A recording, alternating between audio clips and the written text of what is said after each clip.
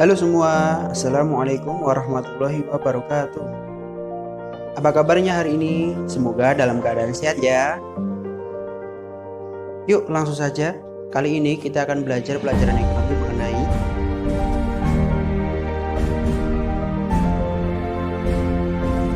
secara umum, ilmu ekonomi mengajarkan bagaimana usaha manusia untuk memenuhi kebutuhannya yang sifatnya terbatas dan keinginannya yang sifatnya tidak terbatas.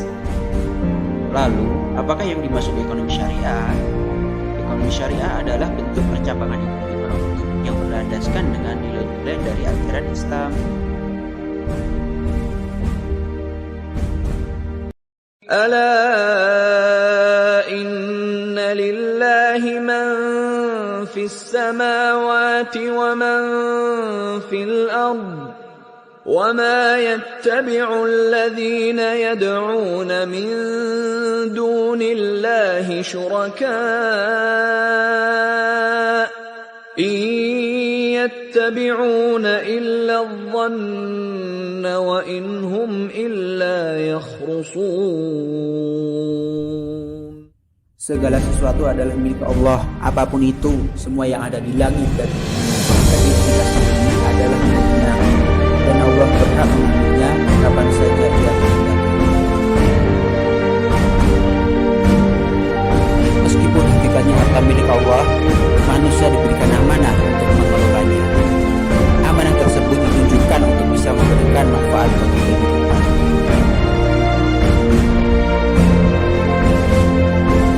Bila keadilan harus diterapkan dalam setiap sektor kehidupan, tak terkecuali dalam kegiatan ekonomi. Salah satunya dalam hal berusaha atau jual beli. Kita diajarkan bahwa setelah kita memenuhi kewajiban kepada Allah, kita diberikan hak untuk memenuhi kebutuhan kita. Adanya hasil dari usaha ekonomi yang kita lakukan sebaiknya perlu didapat agar tidak menurunkan harga secara berlebihan.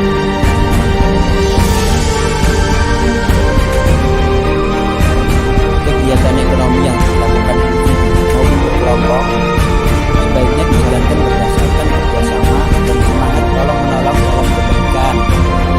Artinya, janganlah bekerjasama dalam kebaikan atau sesuatu yang dapat menimbulkan orang lain mengalami kerugian.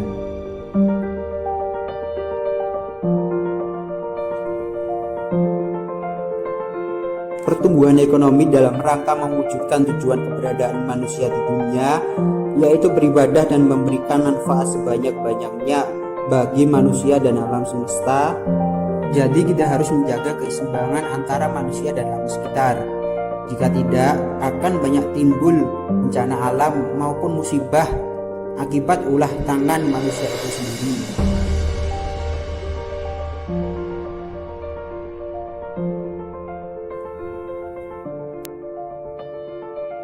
Harta yang kita miliki haruslah dialirkan, karena segala sesuatu di dunia itu mengalir.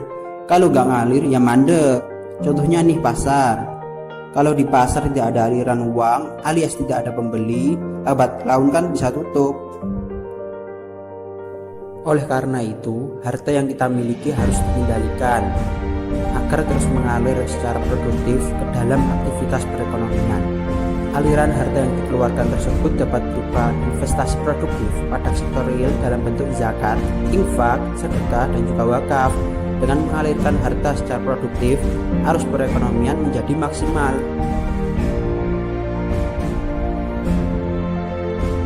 Ekonomi syariah mensyaratkan bahwa setiap transaksi keuangan harus berdasarkan transaksi pada sektor real.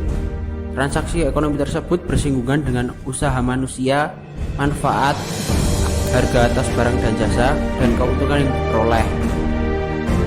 Aktivitas ekonomi senantiasa didorong untuk berkembangnya sektor real seperti perdagangan, pertanian, industri, maupun jasa.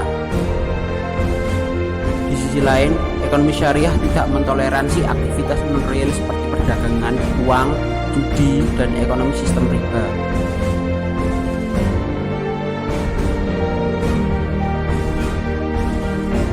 Dalam hal berusaha atau jual beli, kita harus tahu hukum yang baik itu gimana.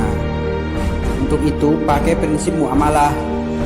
Apa yang dimaksud dengan prinsip muamalah?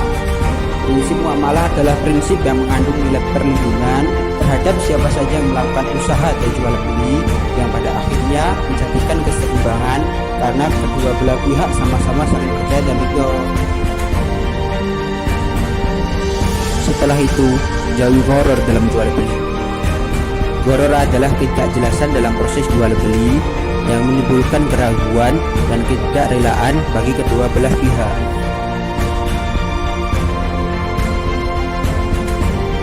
Ekonomi syariah menjunjung tinggi rasa keadilan dan menekankan berbagai hasil dan risiko, serta memberi kebebasan dalam menentukan tujuan dan rekan usaha sesuai prinsip ekonomi syariah. Dalam berusaha atau jual beli, kita dilarang memakai sistem riba. Kenapa riba begitu dilarang? Karena riba atau keuntungan yang sudah dipastikan akan mematikan aktivitas ekonomi yang dilakukan. Contohnya nih, ada orang yang mau buka usaha tetapi kebentur sama modalnya, lalu ujung-ujungnya minjam uang di bank. Kemudian bank tersebut memberi riba atau keuntungan yang sudah dipastikan sebesar 10%. Lantas, apa masih ada orang yang mau buka usaha dengan kemungkinan untung di bawah 10% jika ada riba atau keuntungan yang sudah dipastikan 10%? Oleh karena itu, gunakan sistem profit loss sharing atau sistem bagi hasil. Jadi keuntungan dan kerugian ditanggung bersama.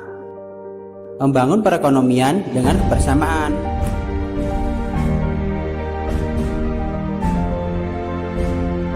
Pada dasarnya, manusia memiliki kecenderungan menyukai dan mengumpulkan harta, sehingga mengakibatkan penimbunan harta secara berlebih. Harta yang mengendap dan tidak mengalir akan menurunkan kegiatan ekonomi. Melalui instrumen zakat, harta akan mengalir kepada orang yang membutuhkan, sehingga meningkatkan daya beli yang mendorong aktivitas ekonomi dan mengurangi ketimpangan ekonomi.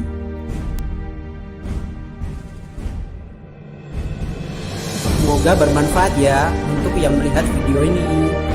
Wassalamualaikum warahmatullahi wabarakatuh.